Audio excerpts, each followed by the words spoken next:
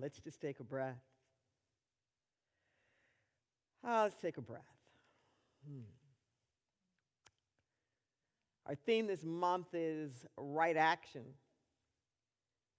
And my topic today is understanding more than I can comprehend. Right action. You know, it's a funny thing about right action. I find that most of the time we get it twisted in our minds. That when we're thinking about right action, we're thinking about the process. And we're looking at every little thing that's going on and analyzing it and trying to make some kind of decision in our mind, is this beneficial or not? Which then translates into, is this a good thing, quote unquote, or not? Right action has more to do with outcome. Let that sink in for a moment. Right action is a way in which a lot of different things that may be very divergent, paradoxical, even sometimes contradictory, actually come together to make something that's beautiful and whole. That sink in for a moment. If you think about your life, your entire journey hasn't been a bed of roses. I'm willing to bet that there have been some things. There have been a few things along the way. Even things that in the moment that we might have considered to be mistakes. Or things that now we actually might even look back at and regret that we didn't make higher or better decisions. And yet, if we take a more transcendent view, we can see that all of that played a part in making us who we are. That all of it, the bumps, the bruises, the scrapes, we have to learn. We have to grow. We have to have tests to be able to have a testimony. So sometimes things like falling down, it's a part of right action. Sometimes losing things or growing up or moving away from things or them changing, it's actually a part of right action within the broader scheme of things. If you think about a baby and what a baby goes through in order to gain muscle control, to be able to learn how to stand up, there's a lot of falling down in the standing up. There's a lot of whoa, the head's bigger than the rest of the body, whoa. But you know what? That's actually triggering and training different muscles. That there's a reason for it all. And if you jumped in there and you tried to protect your child because you didn't want to see him hurt, you didn't want to see their knees scraped up, you didn't want to see them falling on their bottom all the time, you're actually going to be robbing them of what they need to develop. It's a hard process to watch if you're a parent. As the kids grow up and they get more into adolescence, and you just have to breathe through it sometimes, and things that you know that they are doing. And yet it's a part of right action. Okay? It's a part of adolescence. It's a part of that developmental curve. And if you just looked at it, at every single thing, well, is this right that they're rebelling? It would be like, well, is this right that they're falling down as they're learning how to walk? It plays a part. In the inner, so in the outer. In the macro, so in the micro. It's all the same thing. So these same principles that I'm talking about that are on our individual life are also true on our collective life. That in order for us to grow and mature as a society, as a culture, as a group, we're going to go through all of the same phases and all of the same stages, just like a human being goes through, because that's all that we are. It's just a collection of human beings in any of these institutions. So we're going to have the terrible twos, toddlers phases. We're going to have adolescent rebellion phases. We're going to have it all. But here's the catch. It's just not linear. So it doesn't necessarily just go from this stage to that stage, and then it's gone. Even in life, they used to say all the time when I was growing up, once grown, twice a baby. Once grown, twice a baby. So you grew up, but then as you age and start to lose certain human faculties, which is just part of the biology, everything has a shelf life. Even a big redwood tree that can live for thousands of years, one day, its shelf life will be up. We can mourn the loss of any one particular person, but when we get mad and angry and curse God or whatever, like, why did you take this person from me? Or like, why did that happen? Why did I have to lose this? We're all going sometime. It is a part of the quote-unquote big right action. Illness or injury, it's our only way out of here. But we'll judge the exit plan to say whether this was good or bad. We'll judge those individual things that we're doing to whatever, to individuate, to grow, to mature, to learn, and then we get stuck. But you have to have a more transcendent view of life when it comes to right action. It means you're going to have some patience. It means you're going to have to see through some things and not get stuck on what you're seeing. To get into that consciousness of this too shall pass. This too shall pass. A few moments ago, like literally, like from 10 to 10:30, right before we went on, I was the keynote speaker on a virtual program, a G-Fest, a goddess fest. And I was talking that half an hour about sacred activism, particularly from the standpoint of the feminine.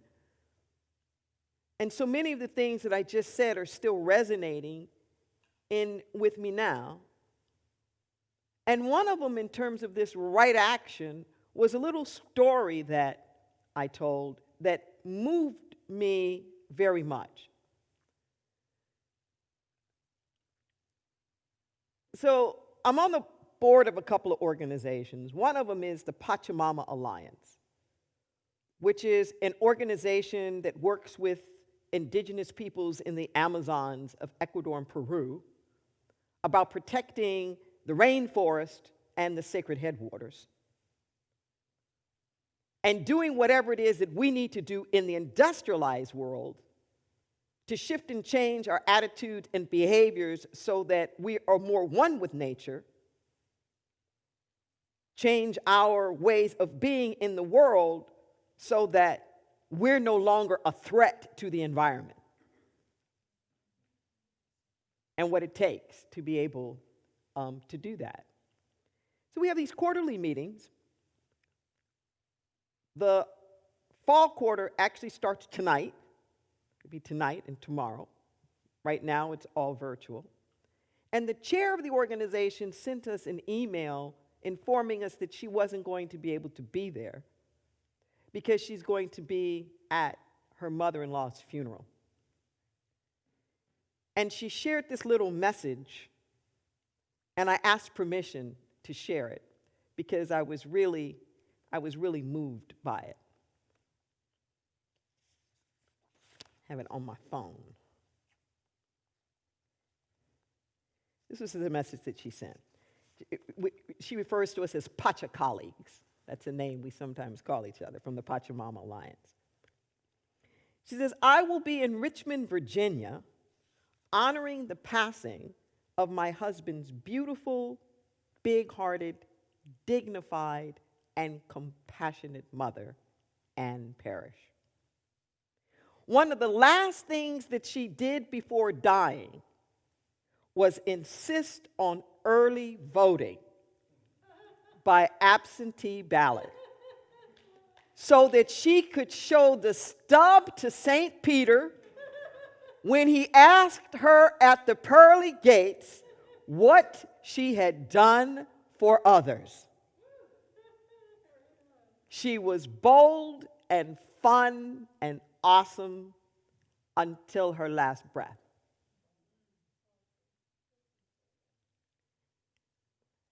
And I asked permission. I said, can I share this? Because Catherine live streams us a lot. And she said, sure. She talked to her husband, and they're like, not only that, and I said, I can make it anonymous. No, here's her name. So she said, Rev D, dear, Bill says, please, and do use it, her name. Use her name if you like. Her name is Ann Amber Moore Parrish. Born and raised in Richmond, Virginia, the capital of the former Confederacy. She awakened to the horrible legacy of racism and told her children and her grandchildren that they needed to help to right the great wrongs. I asked how old she was. It said that she was just about to turn 95. My mother just turned 95. They're just a few months apart, both Southern ladies. My mom from Baton Rouge, Louisiana. Ann Parrish from Richmond, Virginia. Same southern region, but worlds apart in their experience of segregated South. And it's never too late. She's 95 years old. On her dying bed, voting,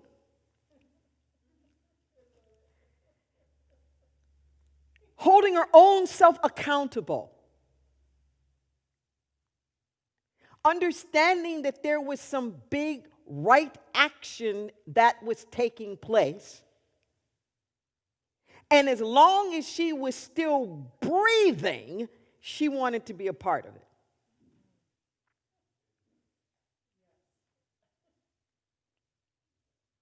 Don't pay so much attention to all the little smokes and mirrors and all the little drama du jour that are going on from day to day to day. There's something bigger that's taking place. And that's the accountability.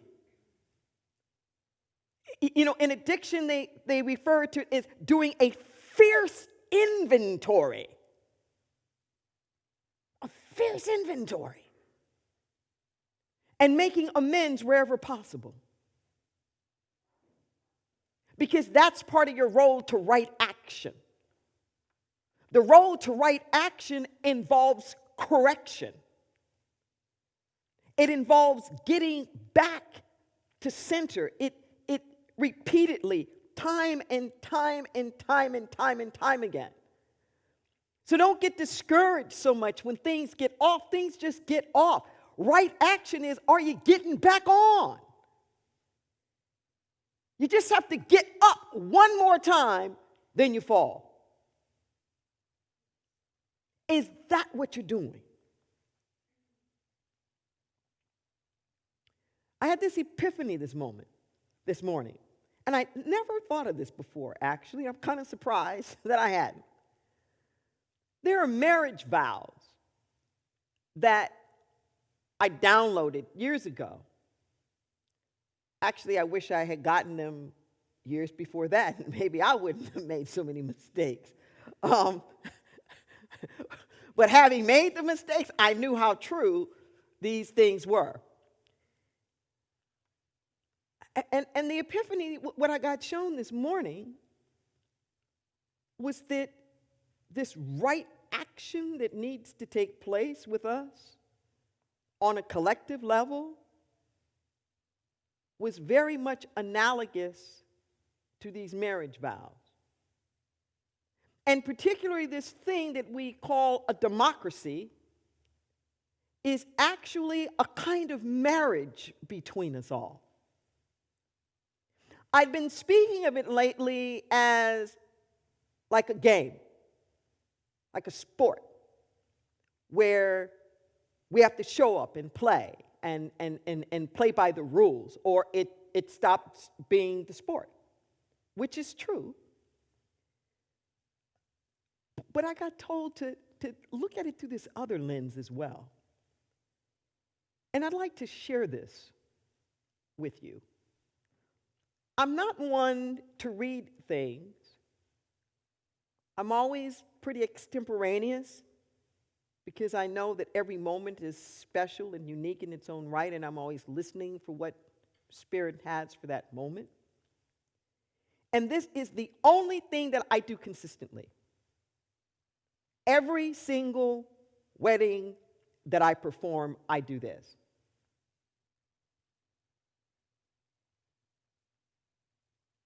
There is an exception. About 3 or 4 weeks ago, some of us were in here during the day working on the lighting, and this couple pulls up and asks, "Is there a pastor?" And I said, "Yes, I'm a pastor." She said, "Well, can we get married?" I said, "Like now?" They said, yeah, like right now. And they showed me the marriage license. They knew us from the food bank. So he had a hard time getting out of the car. So I just married him like right there in the car. He was, it was so sweet. He was in the car and she was standing like right outside. So I made it really quick and short. So that's one marriage that I performed since I got this, that I didn't do it. But it was very, very sweet. But all of the other ones, get this. I refer to it as the TLCs of marriage: trust, love, communication, and sharing. And as you're listening to this, I want you to think of how this relates to all of us being in a relationship together. Because this becomes our process towards right action. That a healthy democracy is like a good marriage between people. And as I said before, it's the final outcome, it's the vision. It can be messy along the way, and this speaks of the messiness of it. But are you keep going in the direction of the right action of where you want to go with it? It's this trust, love, communication, and sharing are the links that unite to form the bond that binds your relationship. Each of these, trust, love, communication, and sharing, must be fully present for your relationship stability and growth. Collectively, these four, love, trust, love, communication, and sharing, create a living organism with each playing a vital function in your relationship. Trust is like the spine that protects the vulnerable nervous system. It gives your relationship backbone, affording it both with mobility and flexibility. However, just as feeling sensations are impaired when the spine is injured, trust, emotions are impaired when trust is injured. Protect the trust in your relationship so that you may remain flexible with one another. Think about this in the grand scheme. Trust is like the spine. It gives the relationship mobility and flexibility. And when spine is injured, your feeling sensations are injured. When emotions are injured, your trust is injured. It says, love is like the heart, which continues to beat in fair weather or foul. It is powerful. It is dynamic. It's circulating throughout the entire system, supplying all parts of your relationship with much needed vitality. Love must be fully activated, but never deliberately stressed. For a heart can only withstand so much pressure. Keep the love flowing throughout all parts of your relationship. Communication is likened to the brain. Sorting, processing, giving and receiving information, able to exchange ideas and concepts. Through communication, the invisible and the abstract take shape and form. Without communication, confusion sets in, causing a sense of separation. Allow your communication to both stimulate you and keep you current with one another. Sharing is much like the lungs that breathe in the surrounding air. There's a natural flow. No attempt is made to equally divide the air, nor is it hoarded. The individual needs of one are met without infringing upon the needs of the other. When there is continued sharing, your relationship breathes on its own. Share with each other unselfishly so that your relationship may breathe. In this instance, I'm talking about our democracy, so it can breathe. It says, remember these four: trust, love, communication, and sharing, for your bond is only as strong as its weakest link. Think about that for a second. That used to fascinate me in Girl Scouts. It doesn't matter how strong all the links are, it's going to snap at the weakest one. Sometimes we want to think that we can overcompensate. Well, yeah, there may not be that much trust, but we got a lot of love. Well, we don't communicate that much, but we got a lot of sharing. It's going to snap at the weakest one. It says, remember these four. Trust, love, communication, and sharing, for your bond can only be as strong as the weakest of these links. One does not compensate for the other. In fact, when one is absent, the others cannot flourish. When there's no sharing, communication and trust cannot be formed, which are necessary ingredients for love. When there's no trust, the love withdraws, communication ceases, and sharing is just a two-syllable word. Without communication, sharing diminishes, causing trust to flounder. And without love, there's simply not even the impetus to share, to communicate, or to trust.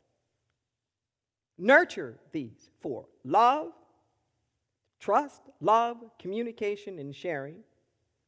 They will sustain and inspire you as you continue your lives together. And then I give them a charge. This is not their vows, but I give them a charge around these four. And Spirit was showing me how apropos it is to us and what we need to do to keep staying in right action with one another. Now, it's interesting, when I first developed this, it was for same-sex couples. It's for same-sex couples. So this first part here, where it talks about the institutions, when it first was written, it was that there will be no institutions to support and to serve you. And what are you going to do? And it got shifted to there will be few when everybody could start getting married. It says, as two people committing yourselves to one another, you are embarking upon one of the most powerful and sacred of covenants. Although there are few laws to protect your interest in one another, and a few institutions to serve and to support you, your only true recourse to one another is the other's integrity.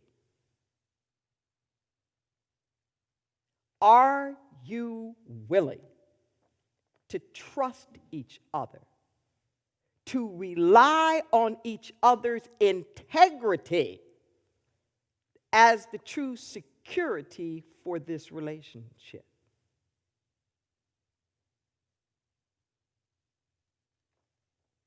Indeed, each other is all that any two people in any marriage ever really have. Should that appear to not be enough, reevaluate your priorities. Lower level demands, camouflaged as importance, can easily obscure your sense of clarity and purpose. Each of you must be utterly convinced of the sanctity of this union, because your love is the only thing that can keep you or any couple together. Do you pledge your love and your devotion to this relationship? I hope you're really hearing and feeling how much this is important for us as a people and the right action that it calls forth out of us. It says life is easy. Life itself is simple. However, we tend to make the process of living quite complicated. Even though you're creating a union here, you each will have your own individual personalities and issues. Your personal experience of this union will be as unique as your individual expressions of life. Communicate communicate with one another.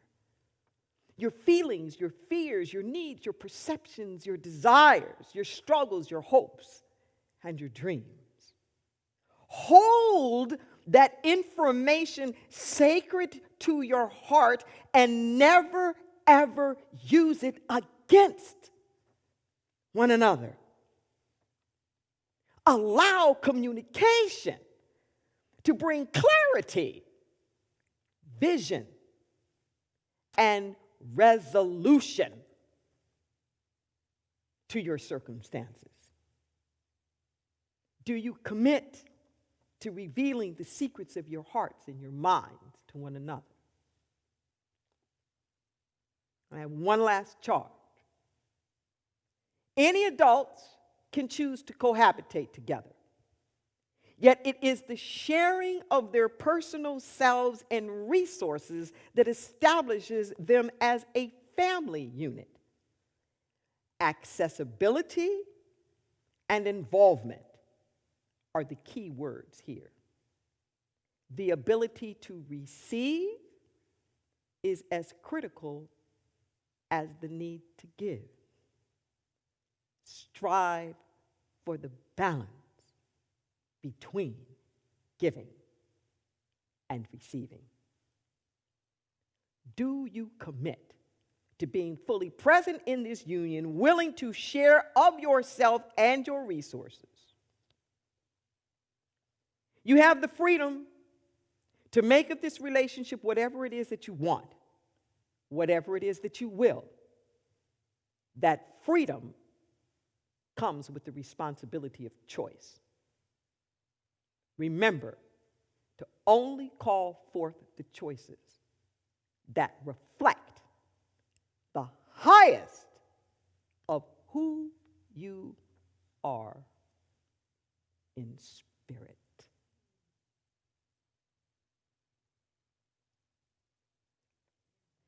Let that sink in for a moment. Those are our charges. Those are our charges towards right action. I wanted to give them to you now because I'm going to be with my family in Los Angeles next week. Kim Clark will be the guest speaker, and I think Heather Houston is doing the music. Yes, Kim Clark and Heather Houston. It should be a powerhouse going on there. And then there'll only be one more Sunday before the formal elections here. Vote early. You don't have the prerogative to sit this one out.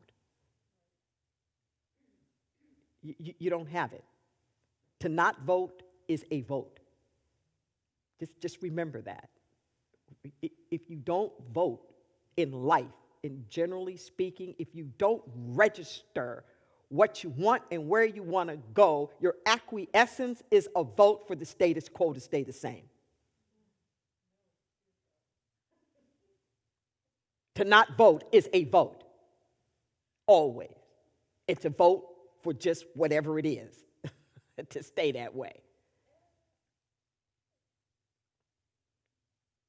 Take a breath, everybody. There's an engagement I'd like to invite you to participate in. It's a virtual engagement that Inner Light has launched. It's starting to get some momentum now. Hashtag Visions Igniting. Hashtag Visions Igniting. Sharing what we do want to see. We already know what we don't want to see. And it's just an engagement to however it is that moves you, whether it's visual or audio or something written. There's so many issues out there. Education and immigration and health care and racial justice and on and on and on. Just start talking about these. Start putting something out there, but what you do want to see. What you do want to see. Share it on your social media. We're going to be having Zoom vision parties where you can get together with other people. There's conversations with colleagues of mine about what all this means that we're going to be doing Facebook Live and Instagram Live. But you don't have to wait for anybody to do anything. Wherever it is that you are, just share it, and whatever you share, just add on there. Hashtag Visions Igniting, so that we can use this energetic field that we are to keep calibrating up into that right action. Remember, trust, love, communication, and sharing. And what I've learned the hard way is that the least resilient is trust. It takes a long time to build. And it can be gone like that. And it takes a long time to regain. But if we work at it, if we're willing to show up in love and to communicate and to share, we have the possibility of unleashing something so dynamically powerful. We're already seeing it. Where people are moving beyond the partisan and going, this isn't about parties. This is about our marriage. This is about still wanting to be in relationship with one another. And our willingness to do whatever it takes to get back on the good foot with each other. That's the right action I'm asking you to move for. Let's breathe.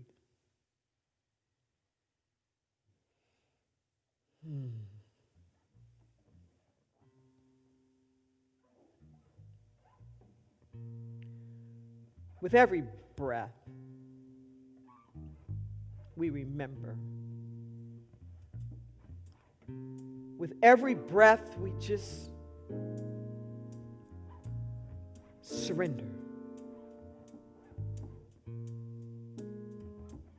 We drop the weapons, we drop the breastplates and the armor. We take off the rose-colored glasses. We open up our time-blinded eyes. We come to prayer naked, vulnerable, open, yielded, willing to see anew. We know in our prayer we're not trying to get the divine to do anything. The divine's done it all. We're shifting to where we can see it.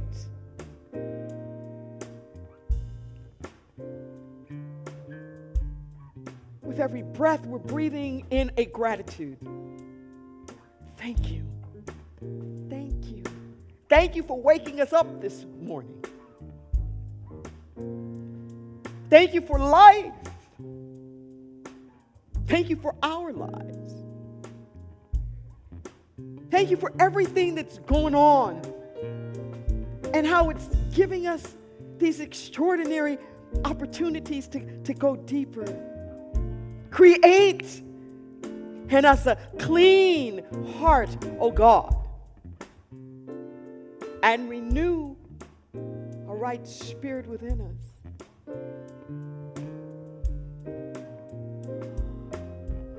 In our prayer, we choose to move. We choose to get unstuck. We choose to align with divine design. We choose to surrender the judgments, the ought tos, the shoulds, the expectations, the timetables, the shame, the guilt, anything and everything that's keeping us shackled to the world of karmic effects. We're free. We set something new into motion. We elevate up to possibility consciousness. I speak a word of forgiveness. Forgive us, for we know not what we do. We have no idea of the impact that we have on people's lives, for better or for worse. Forgive us, for we know not what we do, and bless us. We know not what we do. There are all kinds of wonderful rippling effects that are going out there, and may that consciousness just continue to be multiplied. We speak a word in this moment for health, for wholeness, of restoration and rejuvenation of the body temple.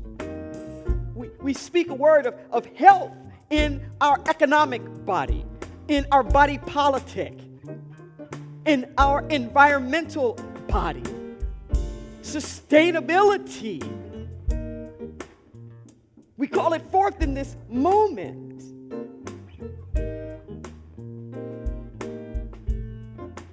With this COVID pandemic, peace, be still. Peace, be still.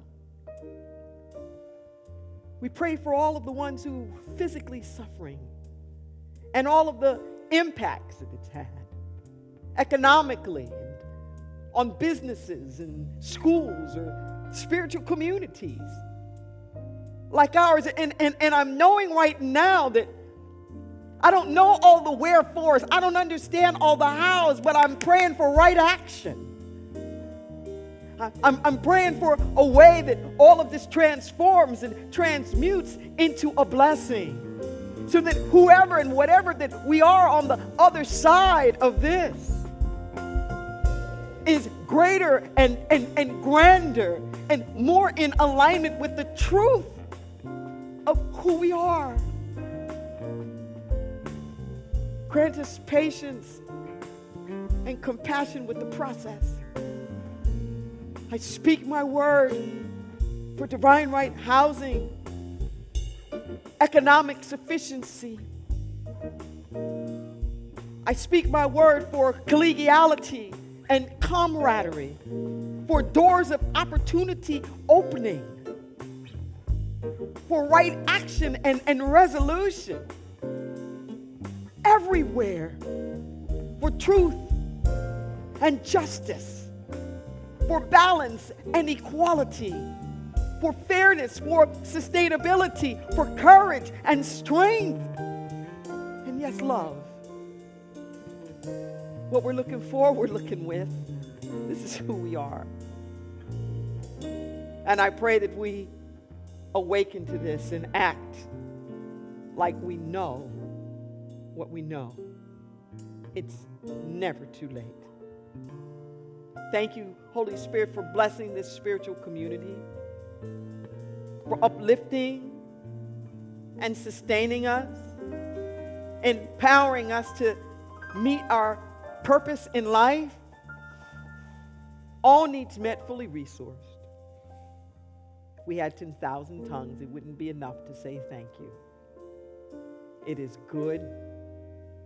It is done. We allow it to be, and so it is.